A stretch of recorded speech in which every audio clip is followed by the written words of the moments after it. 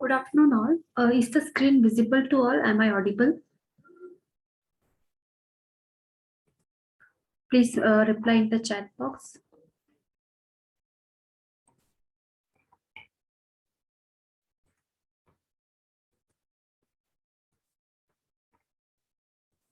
Okay. So our today's topic is severe acute malnutrition. It's on page number 155 in the nutrition textbook.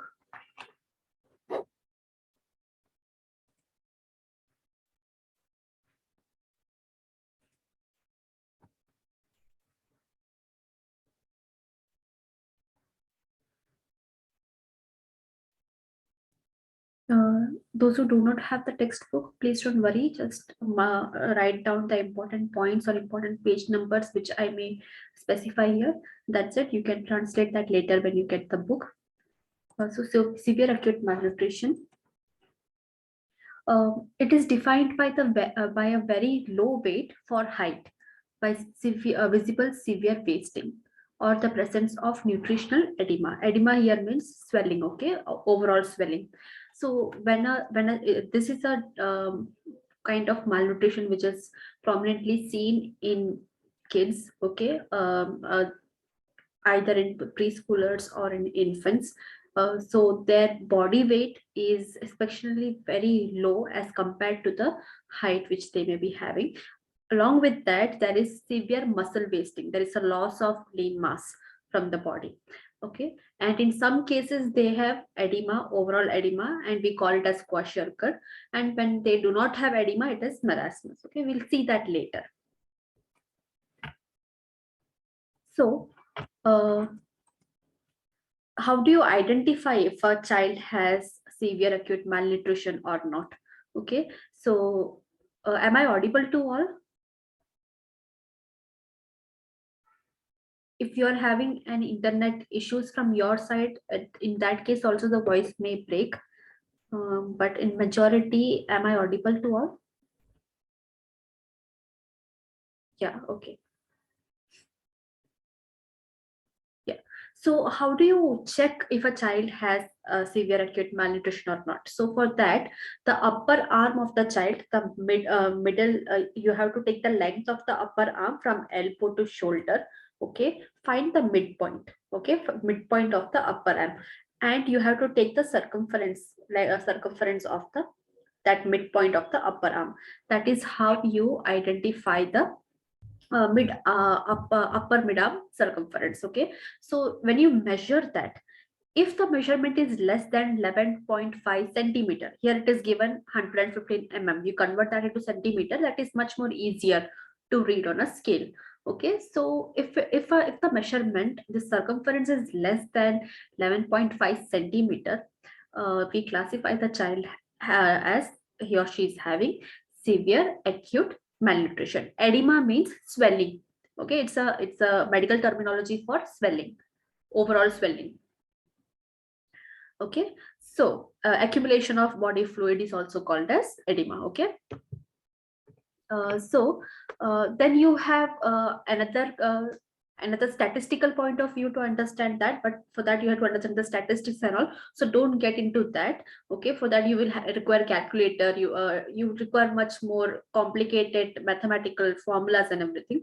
But checking the mid arm circumference is something that anyone and everyone can do. Okay, any auxiliary nurse can do. Okay, any multi-purpose social worker, any social workers, or at home also anyone can check this mid upper arm circumference. So that is the best way to have knowledge about severe acute malnutrition. So you can see here in the picture, this is the kind of tape which is used. Okay, to check the upper arm circumference. Here the child is suffering from severe acute malnutrition. That is why you see the upper arm circumference, it is exactly 11.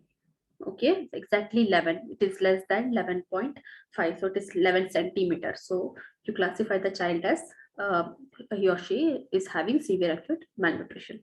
Okay, so what is severe acute malnutrition? The weight is too low, very low weight as compared to the height. Every height has a comparatively range of weight which has to be maintained. Okay, so the child's weight will be severely low as compared to the height.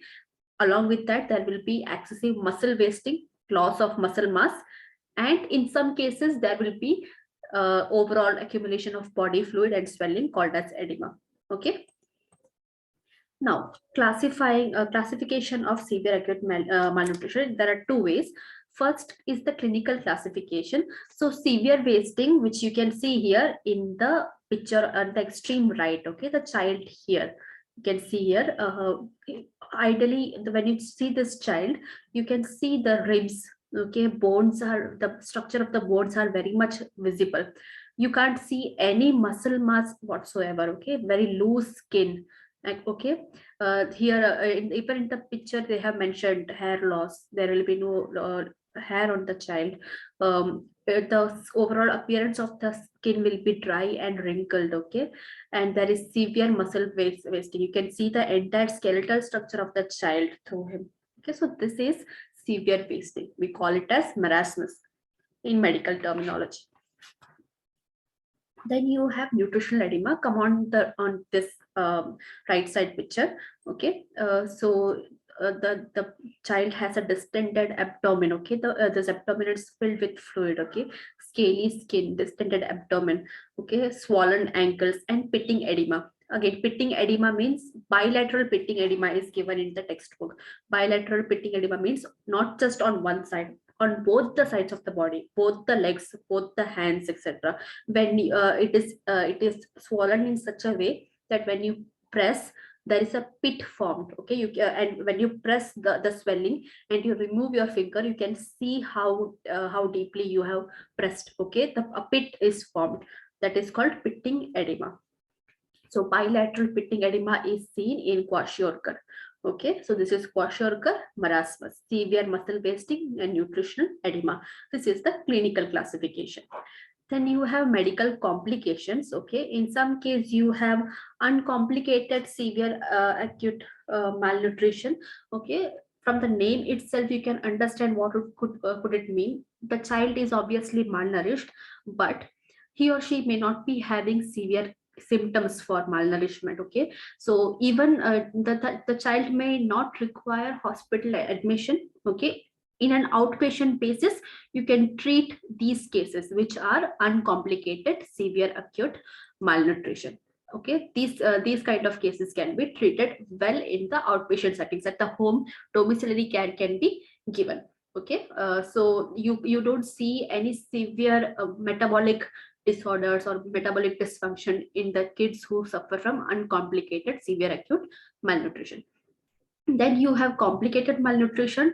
Definitely you have to give hospital admission for these children. Okay, for weeks and weeks that treatment will be going on, dietary treatment as well as other infectious management, etc. Okay, various forms of management will be given to the kids who come under complicated severe acute malnutrition. Okay, all the management we will discuss later. So you will see the symptoms such as metabolic disturbance. They're not able to metabolize carbohydrates, proteins, all the macronutrients cannot be metabolized properly. Okay, they have severe edema like this. Okay, a hypothermia, their body temperature will be too low. Okay, because when a child is suffering from malnutrition, their cardiovascular system is also involved. Their heart is not able to give much of cardiac output. So what will happen is the overall circulation, blood circulation in the body will be very low. When the body has a very low blood circulation, automatically the extremities means your hands, limbs, okay, it will be very cold because of low blood circulation. Okay, so naturally the child may suffer from hypothermia, vomiting, severe dehydration, okay, anemia, lack of appetite. They will not be hungry even if they are in such a malnourished stage. They do not have an appetite for anything. Okay, so in these cases compulsorily inpatient treatment has to be given. Okay, so these are the classification for severe acute malnutrition. The clinical features. Okay, how distinctively is marasmus different from kwashiorkor? Okay, so one thing you have to remember here, marasmus is commonly seen in children who are less than 1 year old. Okay, from 6 months to 18 months. 1.5 year old. Okay, from 6 months, the child who is 6 months old to 1.5 year old, but they are at the highest risk of catching marasmus. Okay, that is the when a malnourishment happens in a child who's in this given age from 6 months to 18 months. Usually it is marasmus. Okay, and when a child is much more developed, about 3 to 5 years, in that cases they acquire kwashiorkor. Okay, so marasmus, why does it happen? It is due to low calorie intake. There is severe growth retardation, severe reduction in the body weight, because you can see the child is losing all the muscle mass here. Okay, shrunken abdomen. Their abdomen is completely gone inside, just the opposite of kwashiorkor. In kwashiorkor, distended abdomen. Abdomen is filled with fluid. Okay, so here we have shrunken abdomen, and subcutaneous fat is not at all preserved because fat is completely lost. Prominent ribs, you can see here, the child's ribs is very much prominent, not just the ribs, any bony prominence that the child may be having in the body, everything is very prominent. The joints, you can see the elbows, knees, okay, all the bony prominence, okay, that are very much prominent. Voracious feeder, the child will be hungry all the times, but whatever the child will be having is not metabolized enough in the body. Okay, there is no fatty liver. Fatty liver is something which we will say in kwashiorkor. Okay, edema is not present. Old man like face, because it is, the skin is very dry and wrinkly.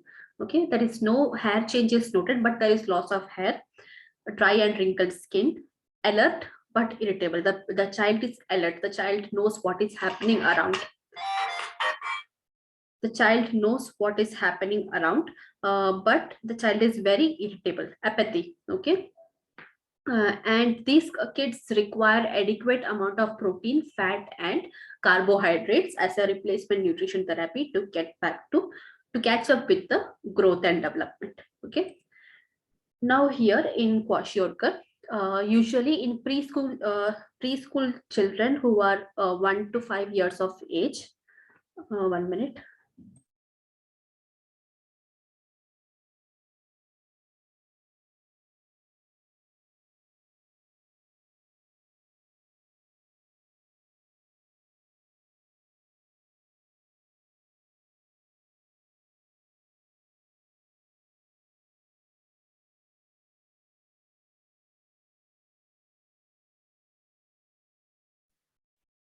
So in kwashiorkor, it is commonly seen in preschool kids from 1 to 5 years of age due to low protein intake. You can see here what is the difference. Here marasmus is due to low calorie intake. Here it is due to low protein intake. Mild growth retardation, okay, because the child has grown enough, okay, because up till the age of 5 some kind of growth in height is there, but along with that other symptoms have caught up. Mild reduction in body weight, protruding abdomen and subcutaneous fat is preserved. Ribs are not very prominent. Poor appetite, here that is the difference. The marasmus child, the child who's having marasmus is hungry all the time, but here in kwashiorkor the child has no appetite. Okay, large enlarged fatty liver. Marasmus, there is no fatty liver, because fatty liver means fat cells are deposited on the liver tissue. Okay, that is what we call as a fatty liver, when the fat lipids are not properly metabolized, okay, not digested. Okay, free flowing fats in your blood, those come and accumulate in your liver and convert that into a fatty liver. Usually fatty liver is a very common case in case of alcoholism and all. Okay, edema is present. You can see here the completely the body is swollen.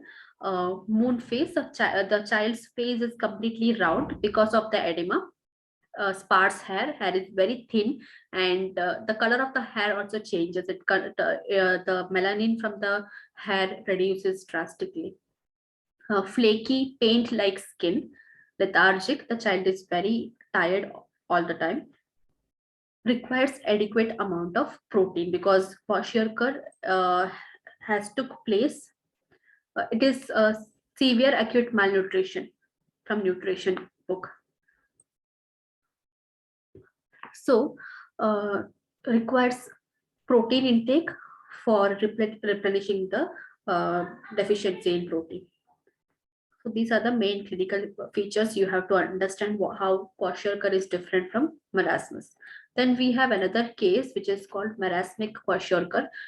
This has a list of symptoms, signs and symptoms from both these disorders. Okay, so the in the most common cases, you can see, if you just divide the child's body, the upper body, you can see it is marasmic, because you can see the loss of muscle mass in the upper body. But when you come to the lower body, it has swelling. Okay, it is edematous. The lower body is edematous and the upper body has severe muscle wasting senior. Okay, so the child having marasmic kwashiorkor is a severely malnourished child with features of both marasmus as well as kwashiorkor. Okay, for example, edema on the feet and legs and also hands is from kwashiorkor. Okay, also there is pale skin and the hair is also pale. The child is unhappy. Okay, there are also signs of marasmus like wasting of the muscles in the upper arm. You can see here in the image, upper arm, even in the chest, upper chest region. Okay, you can see the ribs. So this is the, it's a mixture of both these cases, and we call it as marasmic kwashiorkor.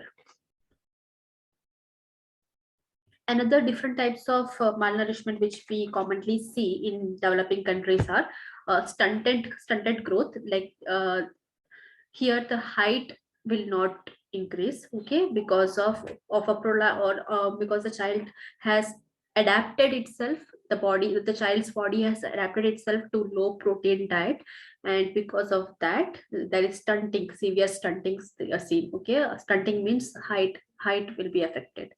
And this is a normal baby of the same age, you can compare them. Okay, and then this is a wasted baby, in which the muscle, you can see how normal baby should look like, how plump the baby should be, and how a child with wasted muscle mass looks like. Okay, all the skeletal features can be visible from outside. So these are the different types of childhood malnutrition. So normal child, in wasted child, height is not much affected, but severe loss in muscle mass and loss in weight. Stunted child, there may be adequate weight, but height has not reached the normal height for the age. And then underweight, low weight for age. This image is given in the first page of this chapter, that is on page number 155. The same image is given. You can compare that. Now, changes in the organs and system because of this malnourishment. For digestive organs, the pancreas, the mucosa are atrophied. Atrophied means they have reduced in size. Okay, there is a normal size for the cells in pancreas, the cells in the mucosal lining. Okay, when these cells undergo atrophy, what happens is they're reduced drastically in size. Okay, along with that, their physiological function will also be affected. That is mucosal atrophy, because of that, the digestive organs secrete enzymes, they secrete digestive juices. Okay, it will not be secreted adequately. In liver, what happens is fat accumulates. When if it is a case of kwashiorkor, fat accumulates. Small droplets of fat will accumulate in the liver cell, and it will lead to fatty liver. In cardiovascular system, even the heart muscles undergo atrophy. The heart muscles will, if it undergoes atrophy, it becomes smaller in size. The cardiac output will reduce. If the cardiac output reduces, the cardiac output means the amount of blood the heart is able to pump. Okay, if that reduces, automatically the entire blood circulation will come down. Okay, and the child will go in the stage of hypothermia, because blood is something that keeps us warm, and when the blood comes down, the circulation comes down, automatically the body goes into the stage of hypothermia, because drastic reduction in body temperature. Then in kidneys, in some cases, proteins should not be excreted through the urine. Okay, but when a child has malnourishment, it is seen that mild albuminuria, protein, traces of protein in urine is found. Okay, that is how it affects the kidneys. Immunological system, you can always say malnourishment leads to impaired immunity. Okay, a lot of lymphocytes, T blood cells, and other enzymes which helps us in our immunity, they require protein, okay, for their sustenance. If it is not found in case of malnourishment, automatically the immunity will be affected. Then we have the mental development of the child. There is a production in glial cells. Glial cells are kind of neurons found in the brain and the spinal cord. Okay, DNA, RNA, synthesizing proteins. Okay, total lipid, cholesterol. When these things come down, automatically the mental development of the child is affected. And hormones, you can refer table 8.2 on page number 160. There are a list of hormones and how malnourishment affects these, the secretion of these hormones is listed down. Insulin, all the kind of insulin completely drops. The secretion of insulin drops. Growth hormone, needless to say, it drops. Okay, epinephrine, glucocorticoids, you can see how different types of hormones is affected because of malnourishment. Some will, in some the rate of production is increased, in some hormones the rate of production is decreased. So you can just read through table 8.2, no need to by heart. Okay, just read through and understand. Okay, how is protein energy malnutrition and severe acute malnutrition affecting the secretion of hormones. Then we have biochemical and metabolic changes. So in protein metabolism, it is drastically affected. The plasma albumin concentration is low. Plasma albumin means the protein, the essential amino acids and proteins which should be found in your blood plasma. Okay, that comes low. And mostly what happens is this blood plasma, which has to be the protein which should be in the blood, is excreted out of the kidney through urine. It will be passed out. That is abnormal. Okay, lipid metabolism, free floating fat cells, okay, as told earlier, will go to the liver and it will stick to the liver cells and accumulate and cause fatty liver. Carbohydrate, usually there is not much metabolic changes found in the breakdown of carbohydrate. If enough carbohydrate is given to the child's body is able to tolerate it. Okay, so glucose tolerance is also normal. Okay, so in case of carbohydrate, there is not much of abnormal biochemical or metabolic changes seen. But when it comes to protein and lipid, a lot of abnormalities are seen. Electrolyte and water, plasma potassium level is below normal.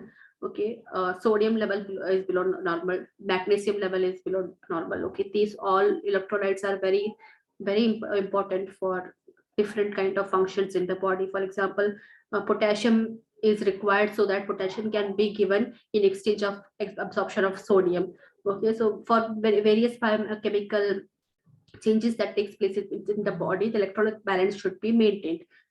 So if it is deficient, if the body is deficient in certain electrolytes, automatically these functions will all be impaired. Then vitamin A. So we have it has been seen that in case of malnourishment, the metabolism of vitamin A is interfered by there is a reduced absorption of vitamin A in the intestine. Also, when the beta carotene is the form of vitamin A in which liver preserves vitamin A. Okay, liver will not preserve vitamin A in the exact form of vitamin A. It preserves it in the form of beta carotene and all. So converting the beta carotene into vitamin A and then utilizing from the body, okay, everything is impaired. Now coming to the treatment part, how you will treat these kids. Okay, so first is nutritional requirement. So provide adequate levels of protein and energy will so it has to be given. Okay, and always remember when you're starting a nutritional treatment for kids who are malnourished, in the first few days itself, excessive amount of nutrition should not be given, because in the previous class we have discussed about the refeeding syndrome. These children will also go into that refeeding stage. Okay, so to prevent that, gradually over a period of time, additional nutrients are added into their feeds, and their growth is able to catch up with their normal age. Okay. So under nutritional requirement, the energy, these things you can underline on page number 164. Okay, energy, what is the range of energy, how much energy should be given for a child under various age groups, it is given. So a child should be given around 150 to 200 kilocalorie per kg of their existing body weight. If the child is weighing just 5 or 6 kg, okay, you have to multiply 150 to 200 kilocalories into that body weight which the child has, and that amount of uh, complete nutrition should be given throughout the day, not per meal, throughout the day. Okay, so and if the child is less than 2 years of age, 200 kilocalories per kg body weight should be given throughout the day. For older children, 150 to 175 kilocalories per kg body weight should be given. Okay, this is not per meal plan, it is per day's plan. This entire calories which you will get after doing the calculation, that has to be divided into frequent small meals. Okay, 5 to 6 meals throughout the day, it has to be divided, and it has to be provided to the child. For protein, 5 grams of protein per kg body weight of the child, that should be the formula. Fats, around 40% of the total calories can come from fats, and it can be tolerated by the children. 40% of the calories coming from fat can be tolerated by the children who are having malnourishment. And it is better to use saturated fats such as buttermilk, coconut milk, ghee, okay, milk and all. So such kind of saturated fats should be used instead of unsaturated fat. Avoid using refined oil for dietary requirement of malnourished kids. Then in electrolytes, 2.4 grams of potassium chloride, 0.5 grams of magnesium chloride. Okay, usually these are the things which you can't calculate and give. It should be naturally present in the fruits, nuts and vegetables which is provided. And also specifically when you're treating a child with malnourishment, you have supplementary diets also, and through that this micronutrient requirement will be met. So about electrolytes and minerals, the dietitian doesn't have to worry much, because through supplementary feeding these things can be met. Vitamins, vitamin A deficiency should be the first thing that has to be addressed. So in the initial first or second day of admission, when the child is admitted in the hospital because of complicated severe acute malnourishment, within the first day itself, 50,000 international unit of vitamin A will be given, either orally or the injection will be given, okay, in a fat soluble form. And after that, after giving this 50,000 international units in a single dose, slowly every day 5,000 units will be given up till the child is getting speedy recovery. Till that time, this has to be maintained. Now the other management that which is the wholesome of the management which is done in the hospital. So there is an initial treatment. Okay, all the life-threatening problems when the child is admitted with severe acute malnourishment in the hospital. Okay, there are n number of life-threatening problems that the child may have, like hypoglycemia, hypothermia. Okay, it has to be the child will be in a critical stage at the time of admission. So all the life-threatening problems are identified and treatment is given. So this is from a medical point of view. The doctors and the nurses will take care of this part in the pediatric intensive care unit. In the PICU, these things will be taken care. Later they will be moved into the ward. Okay, after initial treatment, for rehabilitation, second is the rehabilitation. This will be done in the regular general wards and all. Okay, so intensive feeding is given, calculated feeding within 2 hours this has to be given. this much ml has to be given within 2 hours, this much ml has to be given within 4 hours. Okay, that kind of extensive and intensive feeding that will be taking place in the rehabilitative stage. What is given, we will discuss that later. Okay, but you have to divide the entire management into these 3 sections. Then after rehabilitation, when the child is completely recovered from malnourishment, still there is a lot of catching up in state of mental health and other forms of growth. Okay, this catching up has to be done. The entire catch up of the growth and development will not be done in the hospital itself. So that is why we require follow up. After rehabilitation, the child will be discharged. Okay, even after discharged, planned follow up has to be given. Within 1 week, you have to come with your child. Okay, the mother, the parents and the child both have to come back within a week. Okay, after the first follow-up visit, the second schedule will be given next when they have to visit. Okay, so that is a planned follow-up that will be given, because parenting skill has to be monitored. The child's recovery after discharge has to be monitored. Okay, so this is how you divide the entire clinical management: initial treatment, critical care, and the life-threatening treatments and ailments will be elevated here in the initial treatment. Rehabilitation will be done in the ward. The focus is on the feeding. Okay, and follow up all the domiciliary care, health education, etc.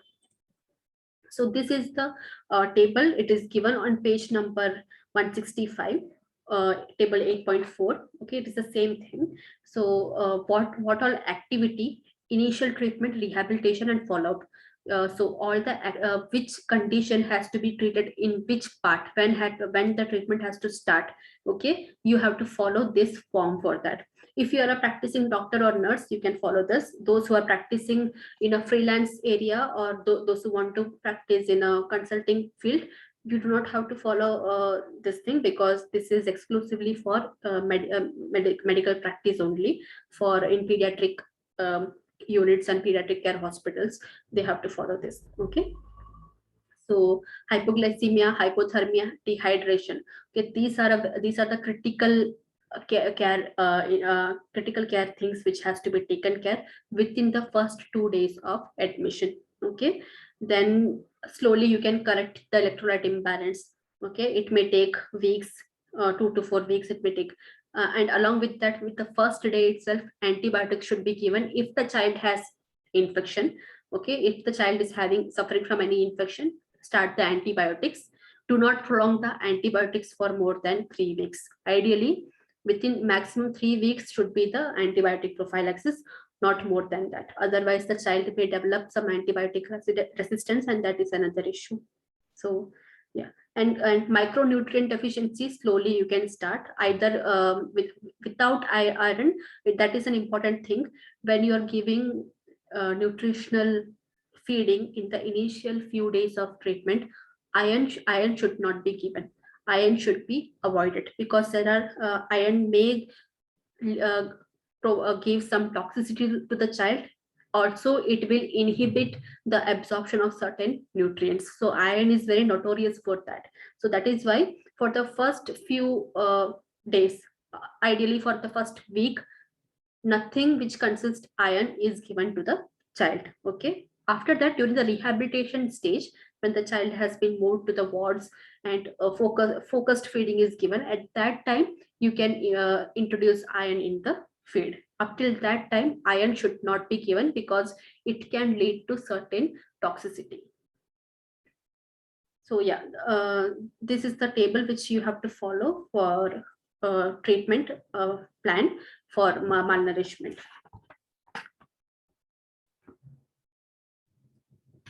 Principles of management on page number 166.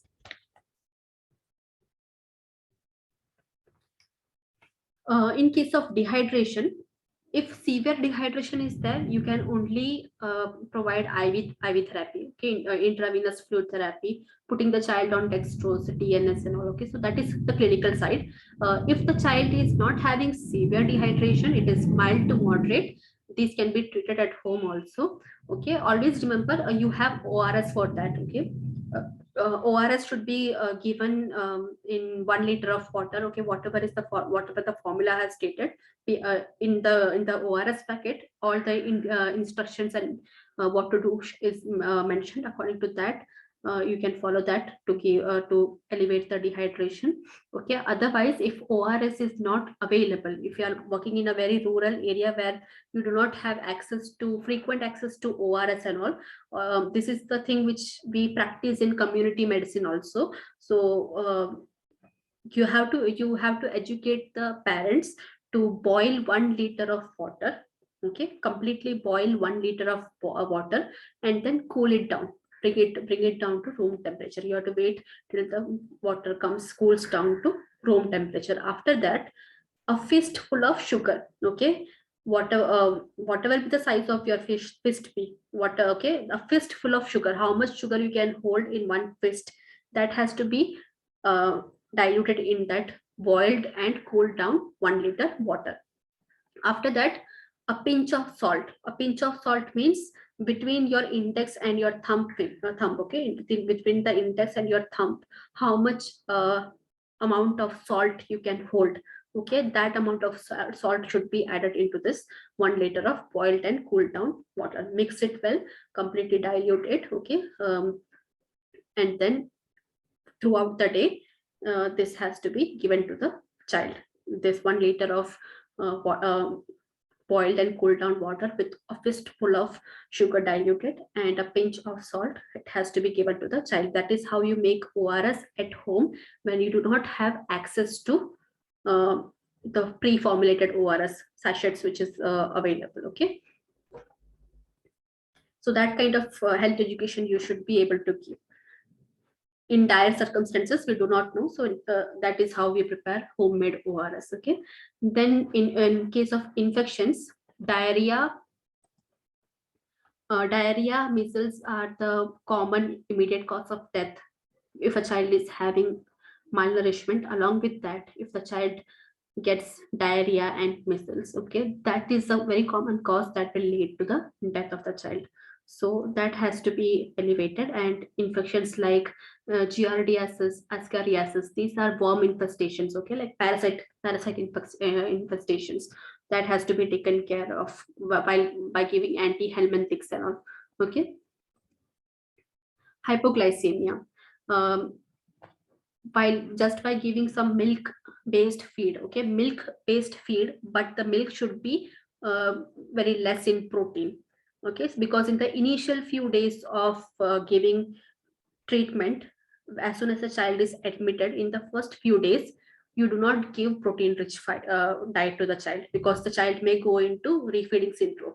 That is why you hold back a bit on protein. You do give protein, but in very few quantities. Slowly, gradually you have to increase the intake of protein. Okay, the first few days a limited protein intake should be measured. So to treat hypoglycemia, either give glucose water or by giving low protein milk. Okay, that is enough. Hypothermia, make sure the best thing is ask the mother to sleep with the child. Okay, it's always preferred that the mother sleeps with the child to alleviate hypothermia. Give them blankets. Do not put these children in AC room.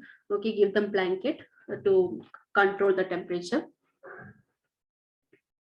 Then in case of congestive heart failure, that's the very critical stage. In that case, you have to start diuretics.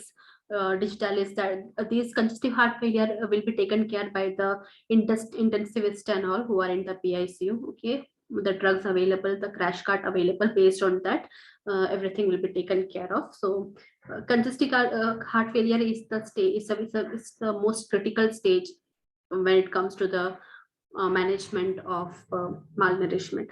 So that is the medical aspect of it. As nutritionist and dietitian, you do not have to indulge in the management of congestive heart failure. That is for the medical practitioners. Now coming to formula diets. Okay, so this is the main focus in initial treatment as well as in rehabilitative treatment, the first few parts. So formula diets, you have two types of formula diets. F75 and F100. So what is 75 and 100? Okay, so 100 ml of F75 will give 75 kilocalories, okay, of energy. Okay, and 100 ml of F100 will give 100 kilocalories. Okay, so that is the main difference. So in the initial few days, the first few days, only F75 is given. Okay, and when the child starts getting hungry, okay, at that time F100 is given. Okay, so F75, always remember, questions may come from this. F75 means it's in the second paragraph on page number 165. F75 is the kind of formula. Okay, in this formula, the difference is the amount of kilocalories, KCAL, okay, kilocalories, which the child is getting. So when you are giving F75, 75 kilocalorie the child will get per 100 ml. Okay, 100 ml of F75 will give 75 kilocalories. From the name itself, it is understandable. Okay, 100 ml of F100 will give 100 kilocalories. Okay, it is given in the textbook. Read that paragraph, you will understand. Okay, so these are the things that these two formulas are made up of. Okay, easily available items. Okay, in the locally available, easily available, inexpensive items are used for making F75 and F100. Okay, so when are these things given? So in the initial phase, okay, in the initial phase of treatment, you give F75. That is the first few days when the child is admitted, F75 is given. Okay, later in the rehabilitation phase, remember the initial phase, rehabilitation phase, and the follow-up phase. Okay, in the rehabilitation phase, F100 is given. Okay, so we will not bombard the child with a lot of nutrient, because we do not want to get the child to go into a refeeding syndrome stage. So that is why slowly and gradually we increase all the nutritional value of these feeds to 100 F100.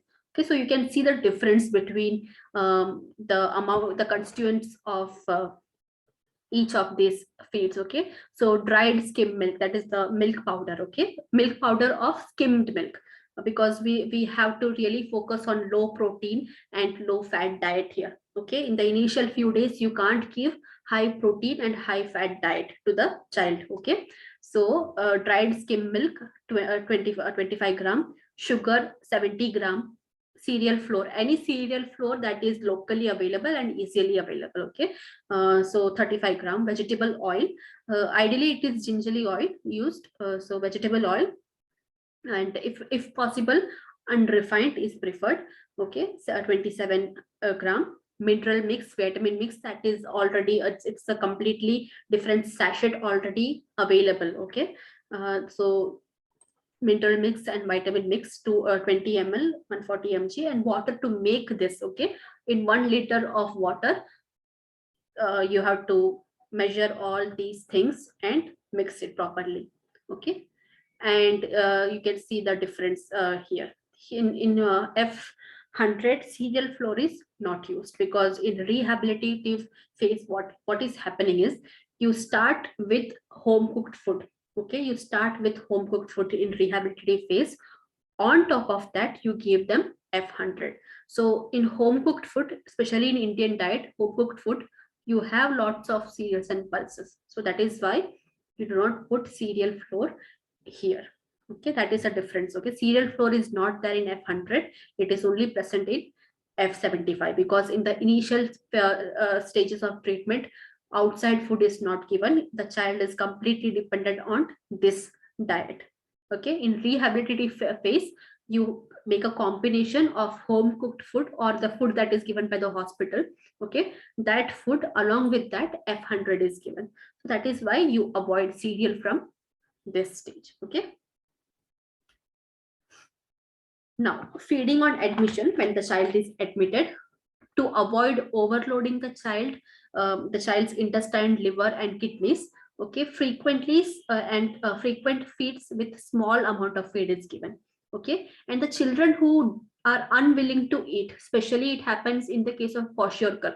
In kwashiorkor, the child will not have the appetite. In marasmus, the child is willing to eat because the child is always hungry. In kwashiorkor, the child is not hungry. Okay, he or she may fight, okay, to eat. In that case, forcefully you may have to put the child into NG tube feeding. Okay, I guess you remember NG feeding, the tube feedings which we have discussed in previous class. Okay, so in that case, you have to put the child in NG tube feeding and you have to give these feeds through NG tube.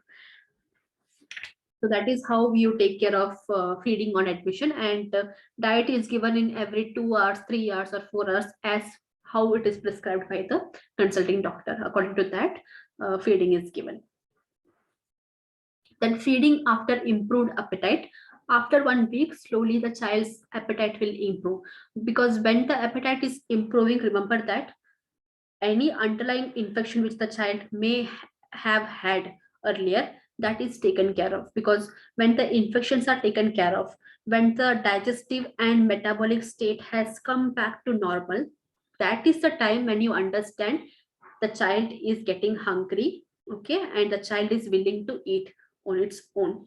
Okay, so having an improved appetite is a positive sign that underlying infections are taken care of and the body's basic metabolism is coming back to normal. Okay, so when once the child is in this stage with improved diet, when the child becomes essentially hungry, okay, this occurs after 2 to 4 days of initial phase. The child has to be quickly transferred into F100 diet. Okay, and this transition should be very gradual to avoid the risk of any heart failure or any other systemic failure. Okay, suddenly do not allow the child to consume large amount of feed. Slowly, the feed has to be increased. For example, if you are giving 50 ml in the morning, in the afternoon give 60 ml, in the snack time give 70 ml. Okay, like that, slowly with each meal you can increase 10 ml till when the child says he or she doesn't want anything more. Okay, till that you have to slowly increase the feed by 10 mls. Then in case of deficiency, especially vitamin A deficiency has to be addressed. The day when the child is admitted in the hospital, the same day 50,000 international unit of vitamin A is given either orally or through the IM injection. And slowly the day after that, second day onwards, 5,000 international units of vitamin A is administered till the child becomes normal. Okay, and all the other food which is given, like supplementary food, everything which is given, usually it is fortified with a various list of essential minerals and this thing. Vitamin A, will discuss that later. One topic is coming up, the second topic, nutrition and infection. In that you will understand why vitamin A is that necessary. Okay, because one thing remember, when the child is in a severe acute deficient state of vitamin A, the child may become blind. Okay, because I guess you may know the deficiency of vitamin A, it leads to night blindness and everything. Okay, so that is why it is so important. We want to prevent blindness also among children. So that is one of the reason. Other reasons are also there on the importance of vitamin A. So deficiencies has to be taken care of after the child has got an improved appetite, when the child is hungry and all. After that, slowly you can take care of the other micro deficiencies which the child may be having. Okay, so giving fortified food, okay, a food which is fortified with iron, minerals, and all such things, it can be started after the appetite has been improved. Then nutritional rehabilitation, the table is given in a picture is given, figure 8 on page number 169. Okay, it is stated at the time of hospitalization, the day when the child is getting admitted, lot of blood investigations etc will be done by the laboratory. Okay, then in the initial stage, all the medical emergency, the child may be in a stage of hypothermia, the child may be in severe dehydration. Okay, a child may be in the state of hypoglycemia. These are like life threatening conditions, those has to be elevated. Okay, then slowly in rehabilitation stage, they will slowly start to gain weight because they're hungry, they eat more, they slowly gain an adequate weight according to their height. Then what is your goal? The child is of a certain age. In that age group, the child may be having a range of normal weight. Now the doctors and the nurses goal should be to the height that given to the height the child has got the weight. Okay, according to the height, what is a normal weight the child should have, we have reached that stage. Now what next? According to the age, what should be the child's weight, we have to go there. Okay, so that is the final stage. So once you have brought the child to an appropriate weight according to that age, then from there on normal growth and development will take care. When the child is under 24 months, that is under 2 years of age, okay, F100 diet is given every 4 hours, even at night. Okay, even at night you may have to wake up the child and give the feed. The exact amount of what ml should be given is also prescribed by the physician. Okay, even at night, every 4 hours, day or night, it doesn't matter, every 4 hours the prescribed ml of feed has to be given. And slowly again, you can slowly increase the feed by 10 ml here also. Then follow up, no, not much to say about that. All the health education, parental, what parental skills the family should have to take care of the child who was affected by malnourishment, and planned discharge, etc. has to be given. Okay, that is the follow-up care. Diet during convalescence. Convalescence is the stage when after discharge, when the child goes home. Okay, and when the follow-up is going on. Okay, that is a phase of convalescence. Okay, when the child has kind of coming back to his or her normal health. That is the convalescence stage. So in convalescence stage, what kind of diet the child should be having? Okay, increase the quantity of the food. Like idlis, whatever they're having already, their staple food. Okay, whatever the child was having before admission, increase the quantity, increase the number of meals to satisfy the calorie. Earlier the child was having only 3 meals per day, break down those meals into 5 meals per day. Okay, just by adding a teaspoon of ghee or oil, 1 to 2 teaspoon of ghee or oil on the food, that is enough to increase the calories without increasing the quantity of the food. Okay, regular consumption of sugar and banana can increase the calories. Cereals and pulses can be given in the ratio of 5:1. 5 part of cereal, 4 part of cereal and 1 part of pulse. That should be the ratio. If the family can afford milk, egg, etc., that can be included. And whatever diet you prepare for the child, it should be locally available, inexpensive, and it should be easily digestible. Then that's the ready to use food, therapeutic food. Okay, you should know the abbreviation for this. Okay, and what is the consistency of it. It is very important. The main thing which you have to remember here is this therapeutic food is not the replacement of regular food. It is not the replacement. Regular food should be given along with that. This is the addition. Okay, regular food plus this therapeutic food, that will make the complete diet. This is necessarily not the replacement of food. Okay, so the main components of this food is roasted and ground peanut, sugar, skimmed milk powder. Okay, and vegetable fat, ideally it is gingerly oil used, and sometimes this is fortified with vitamins and minerals. Okay, so those deficiencies can be taken care of. So the ingredients you can see here, the same is given in the textbook also. So ground roasted peanut powder, 30 grams, milk powder, skimmed milk powder, 28 grams, sugar, 25 grams. So that is the ratio which is given in the textbook, that you have to remember. Okay, and 15 gram of gingerly oil is used to make this mixture, and it is ready to eat. No need to mix it with water or milk or anything. Okay, you can directly cut the package and directly give it to the child. Okay, so it is a ready to eat food that has been, it was under research for around 9 decades kind of thing. It is given in the book. Okay, and the main thing here, how it is so good as compared to other supplementary diet is it has a lot of advantages.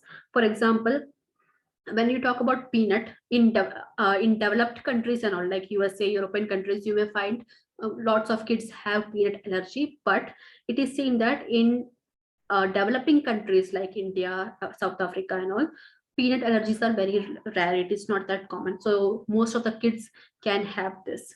Okay. On top of that, when it is in ready to eat form, it has no risk of contamination because you do not use liquid milk. You are using dried milk. So there is high, very less chance of infection and contamination. And it is easier to use, and you can take it anywhere. It is easy to use. It is ready to use. Okay, so you nobody has to, the caretaker doesn't have to fuss about making these things. Okay, so there is no risk of nosocomial infection, healthcare associated infection, when you are supplementing the child with this. If the child is allergic to peanuts, it can be peanuts can be replaced with other nuts. Okay, you can find in the Google what are the other nuts like walnut and all. The kind of nuts the child is not allergic to, but it is rich in protein and it is a good source of fat. That nut can be replaced. Okay, but when we are talking about developing countries like ours, peanut allergy among children are very rare. Okay, it is not seen much. The rate is much different in developed countries.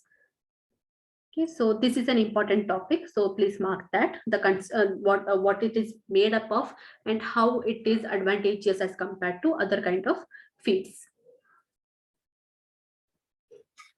In prevention, health promotion has to be taken care, like prevention of malnourishment, health promotion, like in every primary health centers, nutritional supplement should be given free of cost. Wherever possible, in all the maternity hospital, in all the hospital, promotion of breastfeeding, 6 months of exclusive breastfeeding has to be promoted. Low cost weaning food has to be used, seasonally available foods, locally available food, staple food has to be used for weaning, and improved family diet, nutritional education among the parents, and family planning and spacing of the birth, at least 3 years of spacing between two children. Okay, so in specific protection, immunization. Okay, all the child should be immunized, given by the universal immunization schedule given. Okay, all the food the child which may be having, it should be rich in protein and energy rich food fortification wherever it is necessary, it should be added in the diet. Early diagnosis and treatment, surveillance should be done by the local government for all the kids who are at the risk of malnourishment. Regular periodic surveillance should be done by the local government agencies. Early diagnosis and treatment of infections like diarrhea, parasite infections, etc. And at the school also, a nutritional supplement as well as anti-helminthic supplements can be given for the preschoolers from the school itself. Okay. Then you have ICDS, Integrated Child Development Services. Integrated Child Development Services means all the different services targeted for the health and well-being of the children. It comes together at one point, and from that one point itself, all the areas like infection, nutrition, growth and development, everything will be met at one stage, one key area itself. Okay, so that is Integrated Child Development Services. So immunization, that comes under the child health. Supplementary nutrition comes under the child health. Growth and development, monitoring growth and development. If you have visited a maternity hospital, like after the birth, there will be a pamphlet given to the child, to the parents.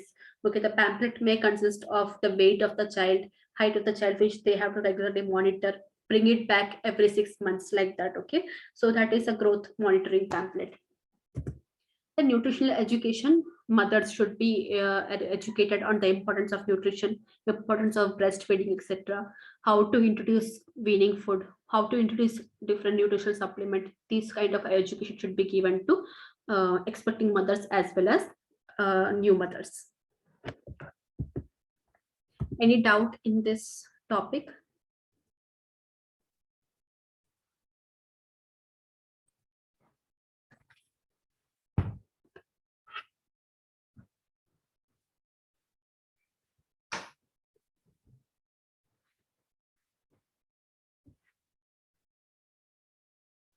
Recording is for the institution's purpose. For privacy policy, recordings cannot be shared with the students. That is why we have repeated classes. If at all you miss any class or you want to revise the chapter again, you can attend the repeated classes. Once by March, mid-March, repeated classes will start for nutrition. So recordings cannot be given, but important topics and everything will be shared before exam.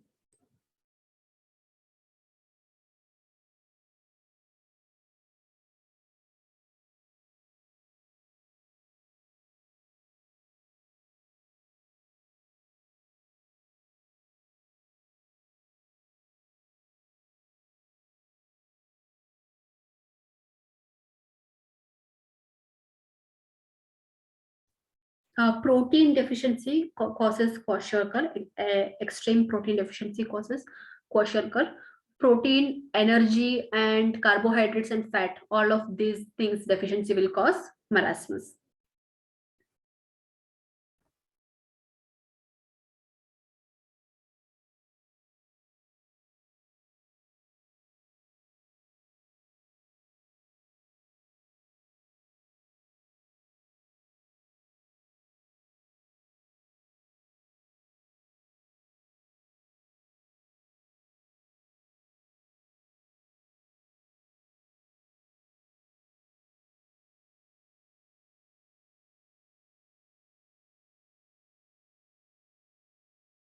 If hypoglycemia is severe, then the child will be put under the dextrose, 30% dextrose solution in IV therapy. Okay.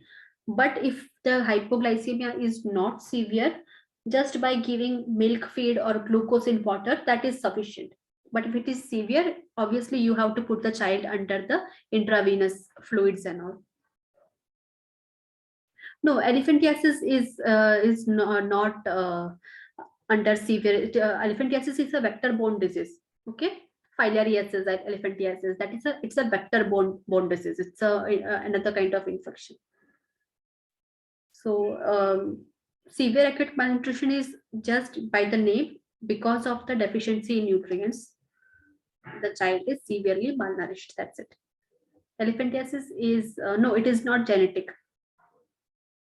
It is a lot of social factors are there behind this, like developing countries, lack of resources, poverty. Lot of social factors may lead to severe acute malnutrition, but it is not genetic.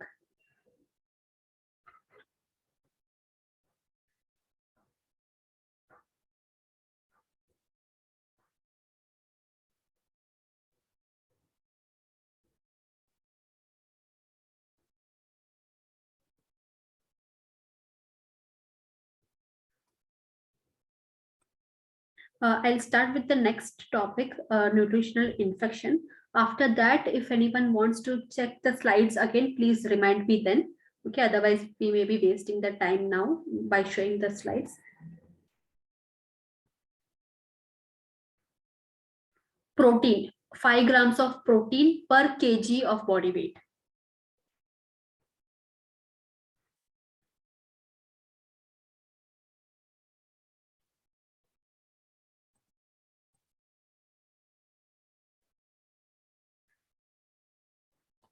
So yeah, nutrition and infection, it's on page number 461. 461, nutrition and infection, those who have the textbook. So malnutrition and infection, they are interrelated. Malnutrition will lead to infection. Prolonged chronic infection can also lead to malnourishment. Okay, so this is a chart which explains that. So when a child is suffering from infection for a very long time, impaired barrier protection will be there. Barrier protection means, for example, the mucosal lining which you have in your gastrointestinal tract, from your mouth till the small intestine and everything, a mucosal lining is there. That is a kind of barrier protection. Your skin is a barrier protection.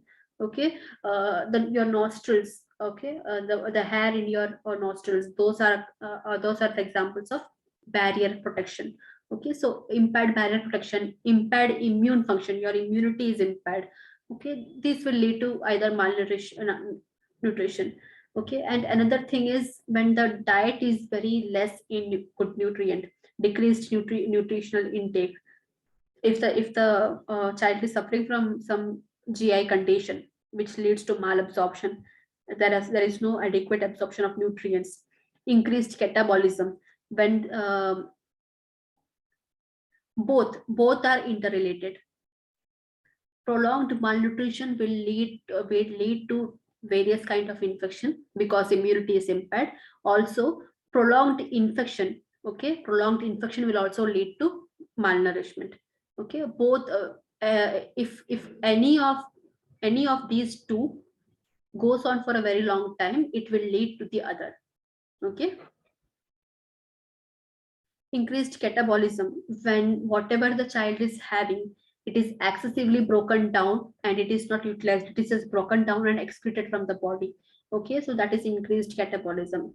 These things also will lead to infection and malnutrition. Okay, so what happens is in case of malnutrition, there are certain vitamins and minerals what are very essential to keep your immunity intact. If your immunity is not intact, you will acquire infection. That is how malnutrition will lead to infection. What happens in case of prolonged infection? Okay, slowly and slowly, the child's appetite will come down.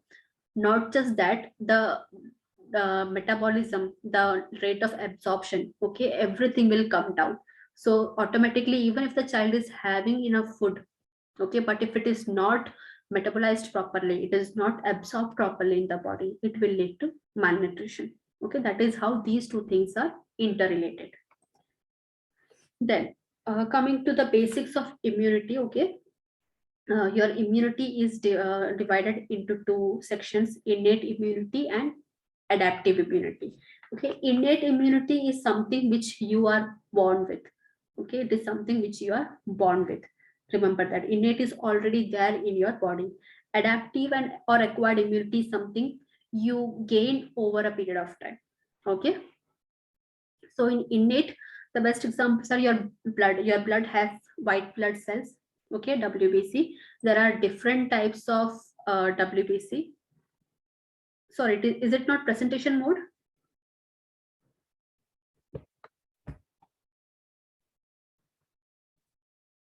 Okay.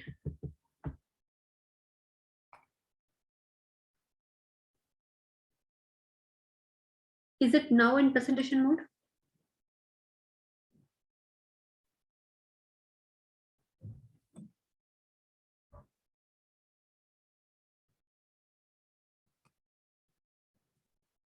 Okay, so this I have explained how infection and malnourishment are interrelated.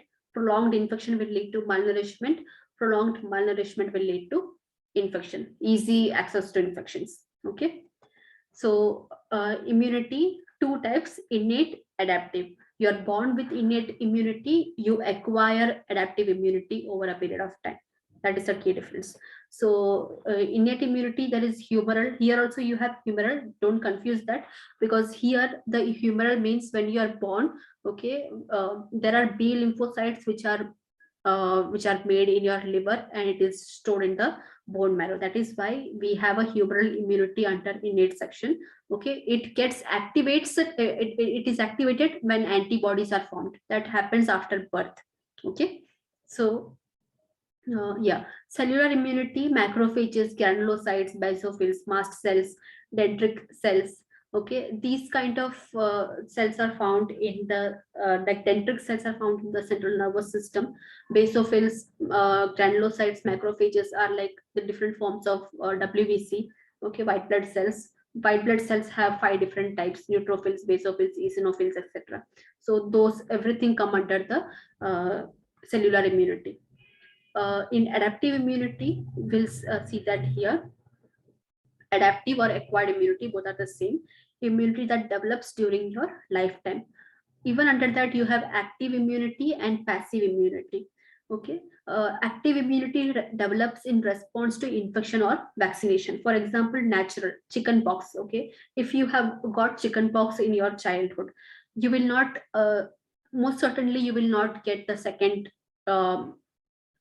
infection with chickenpox, because your body already knows the virus, knows the bacteria, and it will completely eradicate it when it comes in contact with that again. So because antibodies have already been developed to treat that specific infection. Okay, you have got chickenpox doesn't mean you will be saved from measles or mumps, etc. For that you will for that you have to get those first, and then only you will get the memory immunity for that.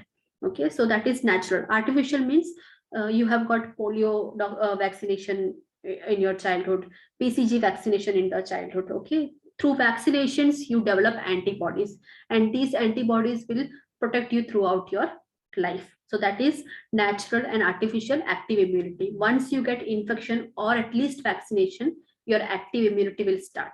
Okay, it will remember the response which has to be again followed up when in case you get these infections in the future. Okay, so you are safe with active immunity. Passive immunity, by the name itself, it is passed on to you. Okay, how it is passed on to you? Through the mother's breast milk. Okay, when a newborn child doesn't have acquired immunity, the only immunity the child gets is through the immunoglobulins from the mother's breast milk. So the natural is antibodies received from the mother through breast milk. The second is artificial, the immunoglobulins which are injected into you. Okay, there are certain the vaccinations are of two types. Okay, one kind will have the live attenuated viruses. Okay, either it is live or it is half dead or dead virus. The other kind of injections are there which doesn't have virus or anything, but it has the antibodies which will take care of that virus or that infection. So that is immunoglobulin injection. Okay, because when earlier when coronavirus pandemic was going on, the government was calling up for people who have recovered from corona to give their plasma for research and to make injections and all. Okay, so that is the artificial kind of passive immunity. Somebody's someone else's immunoglobulin is put into you, they have passed on their immunoglobulin to you. That is passive immunity. Understood the difference between these two, active and passive? Active, your body has to make. Okay, your body has to make the antibodies only when the infection happens or you get vaccinated. Only then the body can make antibodies, either through natural ways or artificial ways. In passive, it is passed on to you. Somebody else's immunoglobulins are passed on to you, somebody else's antibodies are passed on to you. That is passive immunity. Nutritionally relevant infections and infestations.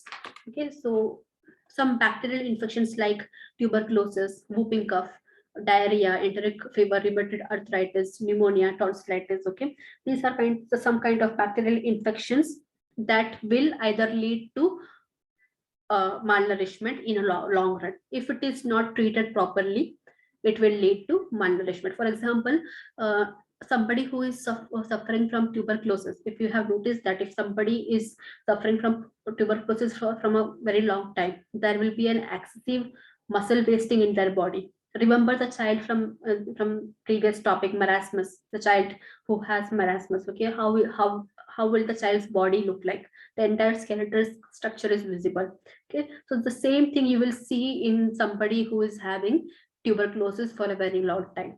That is how these bacterial infections will affect the nutrition. Okay, the same viral infections like measles, common cold, influenza, pneumonia, okay, diarrhea, chickenpox and all. So these things also, when somebody is in a prolonged state in these kind of infections, it will lead to impaired nutritional status. Okay, parasitic infection, very common in children, because like playing in the mud and eating mud, etc., and sharing food, not washing hands before food, etc.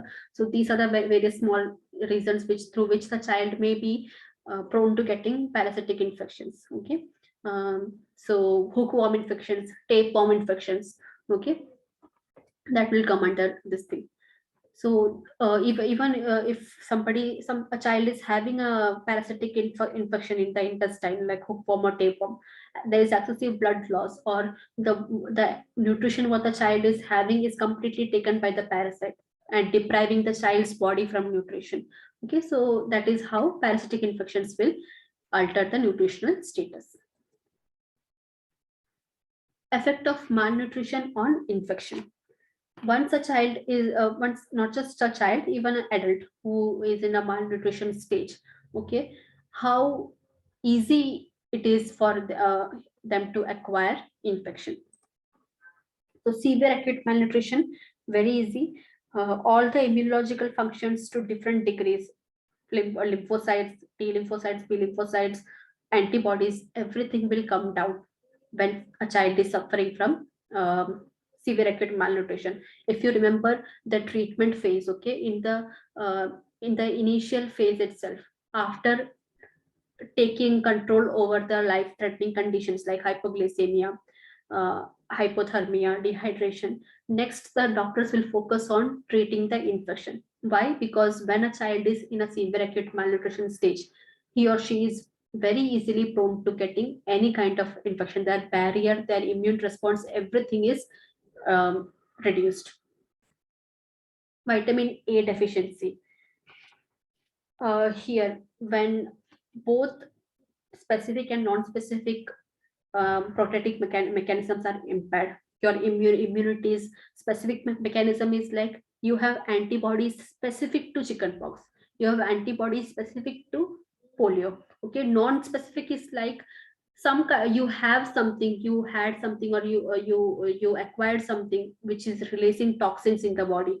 Okay, that is not toxins are not organic, it is they're kind of inorganic. Okay, so these toxins don't require specific antibodies to tackle them. Okay, non-specific antibodies can go do the phagocytosis and everything, and release the toxins out of the body. Okay, so that is non-specific. Specific is for that particular infection, a particular antibody is there in the body. So vitamin A deficiency will reduce both these responses, specific as well as non-specific will be reduced. And also the main thing is there are helper T cells. Okay, when it comes to immunity, the acquired ones, there are T lymphocytes, B lymphocytes, etc. Okay, the T lymphocytes are produced by the thymus gland. B lymphocytes are produced by the liver when when in the fetal life, and after birth these will be stored in the bone marrow. That is why we call it B lymphocytes, because it is stored in the bone marrow. T lymphocytes from the thymus gland. Okay, so these T lymphocytes require certain cells called as helper T cells for its secretions, for its immune response and everything. So vitamin A, specifically retinol and all. So vitamin A is known to be a component of hyper T cells, and it will help the T lymphocytes to do its function. If vitamin A deficiency is there, there are reduced helper T cells, and thus the T lymphocytes function will also be impaired. That is why vitamin A is very important when it comes to immunity.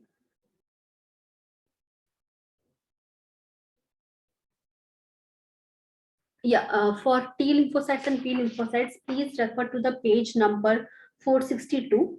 Okay, just read through that. If you didn't get that, please let me know. Okay, T lymphocytes, remember T lymphocytes is made by the thymus gland. Okay, thymus gland. It is there in the throat area. Okay, near the thyroid gland. So that is thymus gland. It in the childhood you require thymus gland because T lymphocytes are made, but during the adulthood the thymus gland decreases in size. It undergoes atrophy and all. It decreases in size, and there is no much function after adulthood. So yeah, and in B lymphocytes, it is made in the fetal liver. When you are in a fetal stage in the mother's womb, the liver makes B lymphocytes. But it is stored in the bone marrow. Okay, so B for bone marrow, B for B lymphocytes, T for thymus gland, T for T lymphocytes.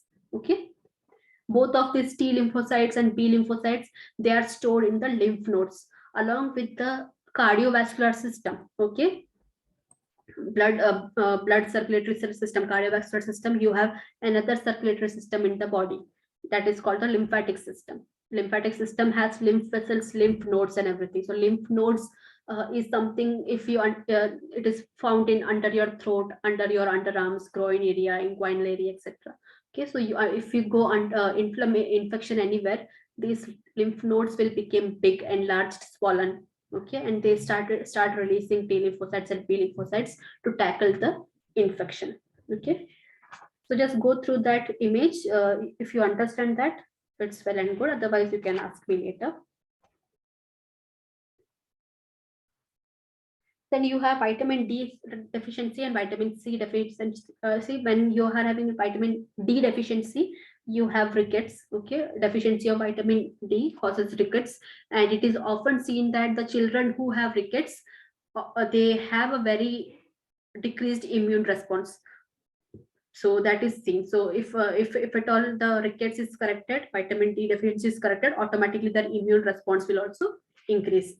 When it comes to vitamin C, vitamin C affects many immune system modulators like T lymphocytes, B cells, etc.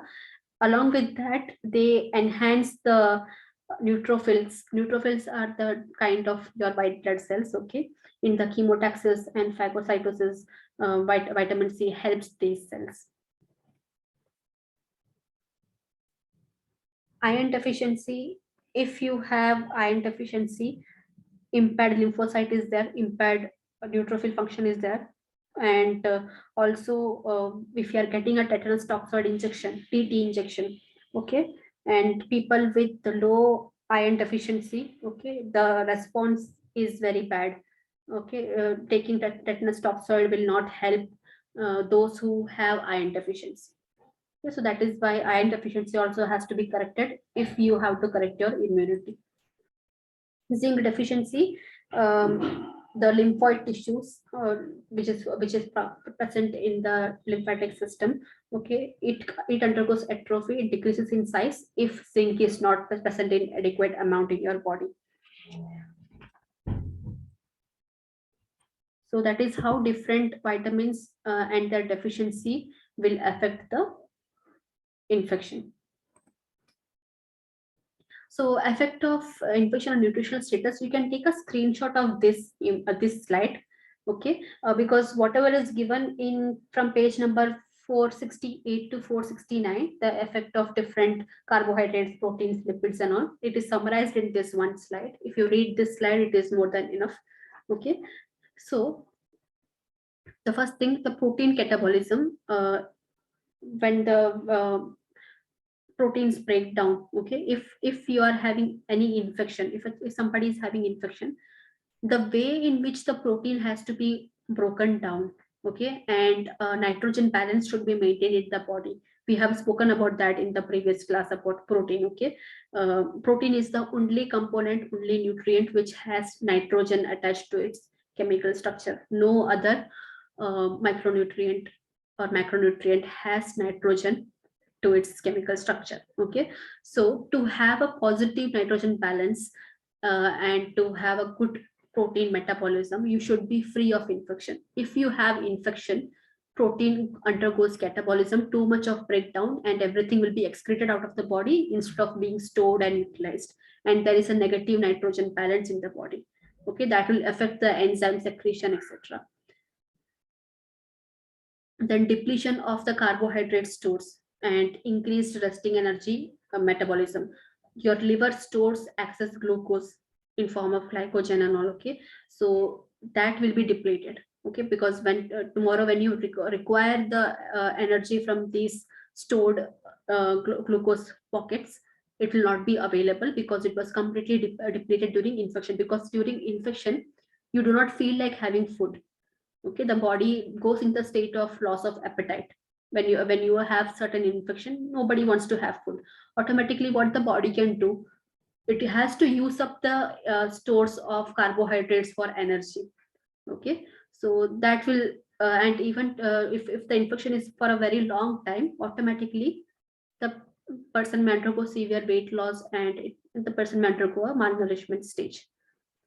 Increased gluconeogenesis, the liver is using up the carbohydrate stores, it uses gluconeogenesis cycle to make glucose out of the to make carbohydrates from the stored glucose. Peripheral insulin resistance, uh, even at the high when too much of glucose is again being secreted back into the system from the liver, okay, insulin will not work on it. Insulin will not be able to bring down the blood sugar level. Altered lipid metabolism, the breakdown of lipid will be altered. It will lead to free cholesterols roaming around in the blood vessels. Okay, it will be deposited here and there. It may also get deposited in the liver. Ferrous, the iron, copper, zinc redistribution is altered, because if you require absorption of certain minerals, this electrolyte balance should be apt for certain absorption of certain nutrients and minerals. So this redistribution from the intestine back into the tissues will make sure that your intestine is deficient of these minerals, and it will lead to malabsorption of other nutrients. They are called trace elements because they are not found in access in the body. Okay, you require very few amount of these elements in the body, especially when it comes to iron and all.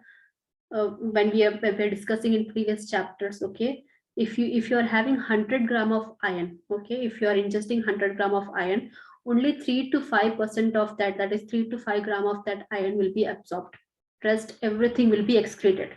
So 3 to 5% of the ingested iron means it is very trace in amount. Okay, the same applies for copper and zinc. There is no food that which is abundant in zinc and copper. Trace amount of these minerals are found here and there. Okay, increased vitamin utilization and excretion. Whatever vitamin you are having, okay, the food whatever you are having, it has vitamins, certain amount of vitamins, okay, that will be completely utilized, and instead of being utilized by the cells, and instead of being stored for future use, it will be excreted. This all takes place if your body is in a state of infection. And if these things, the points which I have listed down here, if they occur for a very long time, automatically you can imagine what kind of nutritional status a person may have in the future. Okay, so that is how infection affects the nutritional status. Effect of nutrient infection on nutrients, specific nutrients, how it is affecting protein. The serum albumin will be decreasing. And why it is decreasing? Because when you are in a state of infection, when you do a urine analysis, you will find trace amount of protein. The serum albumin means the protein which should albumin should be present in the serum, okay, the blood serum. It is getting excreted through the urine. Okay, so that is how the protein, the serum albumin level will not be maintained, and you require protein in the blood so that all the macronutrients don't just go here and there, just out of the blood vessels. The protein acts as a buffer. It will keep the things where it is supposed to be. Vitamin A.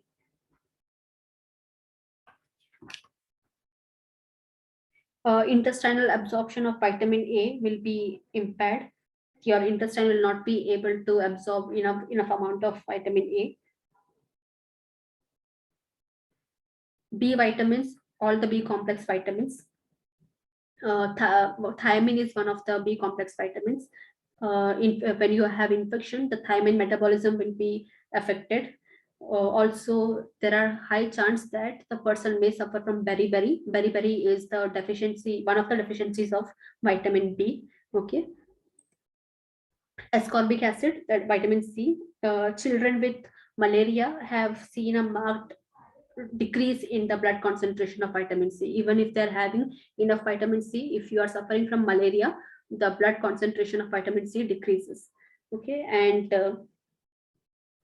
it is shown that there is a low level of vitamin C when the blood test was done in a school children after there was an outbreak of influenza. Okay, for example, even now when the pandemic is going on, those who are affected with coronavirus, if you check their vitamin C status from the blood analysis, it will be very low. That is why one of the reasons why they say to take vitamin C supplements to if when you are undergoing corona. Okay, it is not shown to prevent acquiring corona diseases. Okay, but once you are affected with this virus, it is better to have vitamin C supplements because the vitamin C concentration goes down in your blood. Okay, that there has been no studies which has proven so far. No studies have proven that taking so and so vitamins will reduce your will put you in a low risk group of acquiring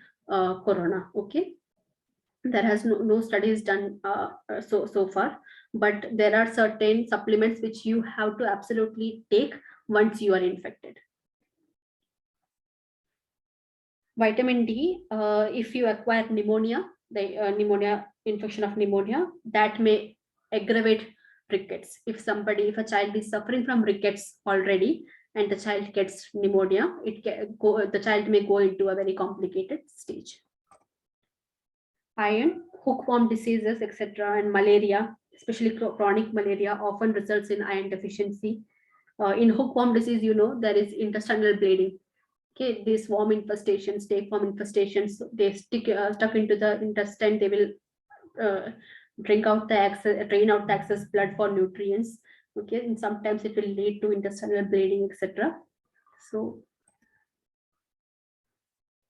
yeah, intestinal worms, they feed on the blood because in intestine the blood is rich in nutrients which it has recently absorbed, and when the worms stick onto the intestinal lining, they feed on the blood from within to capture all the nutrients, and thus depriving the body, the host body will be deprived from nutrient. Different types of worms have different mechanisms of using up the nutrients. That has to be kept in mind. Other minerals, for example, if you are having diarrhea for a very long time, okay, watery diarrhea for a very long time, a lot of your minerals will be lost. Potassium, calcium, magnesium, sodium, these will be lost because of excessive diarrhea, and thus there will be a state of electrolyte imbalance in the body. Then lipids, influenza, pneumonia, this can result in increased liver and fecal fat. Lipids means fat which is broken down. Okay, if somebody is suffering from influenza, pneumonia, etc., either through the feces, excess fat will pass out, or these free fat will be deposited on the liver tissues, leading to fatty liver.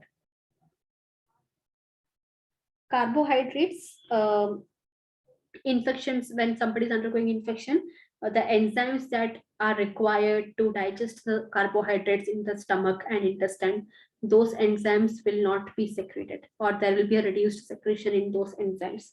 Thus there will be malabsorption of glucose in the intestine because carbohydrates are not adequately broken down for absorption. Okay,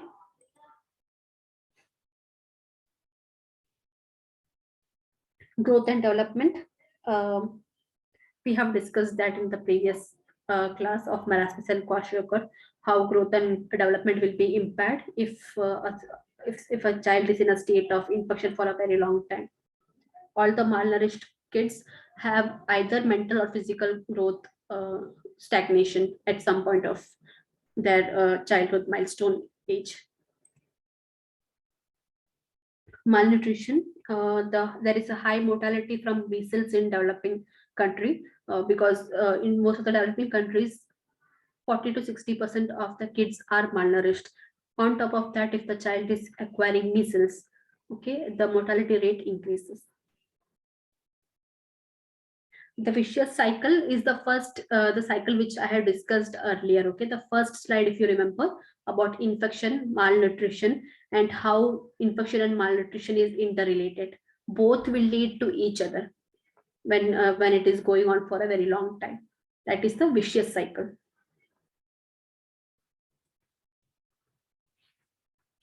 Nutritional problems in HIV patient.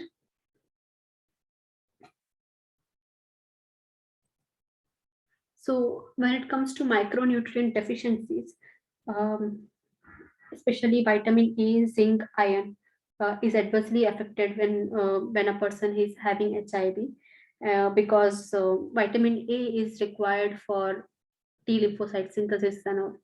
So the T lymphocytes are completely depleted. If you know how HIV works, okay, the HIV virus that will go and deplete the eat up all the T lymphocytes which you have already in the body. So if you do not have enough T lymphocytes, your body is prone to getting all sorts of infection. Okay, so that's the basic mechanism here. So um, on top of that, if a person is having deficiencies of vitamin A, zinc, and iron, it is much more difficult for the other lymphocytes to keep up with the upcoming infections. So iron is a very key component here. Okay, having iron supplements, zinc supplements, and vitamin A supplements. These supplements has to be given to the HIV patients. Macronutrients. When in the final stages of HIV, if you have seen a patient, or if you read about it, okay, in final stages of HIV, there is severe muscle wasting, okay, because the body cell mass is completely depleted because of the muscle, the fat which was stored in the body, the muscle mass which is there, the glucose which was stored in the muscle, okay, everything will be completely depleted. Okay, that will lead to severe weight loss. This happens in the later stages of AIDS. Okay, so that is how macronutrient deficiency will take place in HIV, because even if the body is getting adequate nutrient, uh, there is malabsorption seen, inadequate absorption seen, that and that nutrient will be excreted from the body. So in that case, the body has to use up the stores which is already present. So that is why you see such muscle wasting in HIV cases in the later stages. So just read through these paragraphs, okay? No need to mug up, but just understand how which micronutrient are important: vitamin A, iron, and zinc. In macronutrient deficiency, how the body cell mass is getting completely depleted and leading to weight loss. So coming to COVID-19, so mortality rate is high in elderly patients, and also people who already have some coexisting morbidities like heart disease, or people who are diabetic, hypertensive patients. Okay, in these cases, mortality rate because of COVID-19 is very high. uh, Asymptomatic patients, those who do not have cough cold but may have been infected with the virus, can also transmit the disease. So the only thing which can prevent it is safe hand hygiene practices, social distancing, cough etiquette, using of mask, handkerchief, or any tissues while coughing and all, covering the mouth while coughing. These are the protocols to prevent droplet transmission. So mask has to be used always when in out. And in India, the most common vaccine used is Covishield and Covaxin. It is given in the textbook. Just read through that. Also, the important thing is nutritional status appears to be a relevant factor influencing the outcome of patients with COVID-19. Means if you had a very deficient state of nutritional status in any of the nutrition, okay, your prognosis will be poor, considered poor. But a well-nourished individual with COVID, their prognosis means the way they respond to the treatment and come out of the disease condition. Okay, that is quite good. So having a good nutritional status is kind of helping you to recover from COVID. Also, in the next page, the last page, 476, it is mentioned. Uh, there has so far no nutrient has been shown to have any specific role in prevention and treatment of COVID. Remember that. So far, as of now, there are no nutrient like zinc, selenium, vitamin C, or anything that has proven to prevent or treat COVID. Okay, but supplementation is useful when once it is known that you are deficient, or once you are infected. Supplementation is useful because having this nutrient supplemented, it will elevate your nutritional status. If you have a good nutritional status, your prognosis will be good. That is the only reason why supplements are referred during COVID treatment.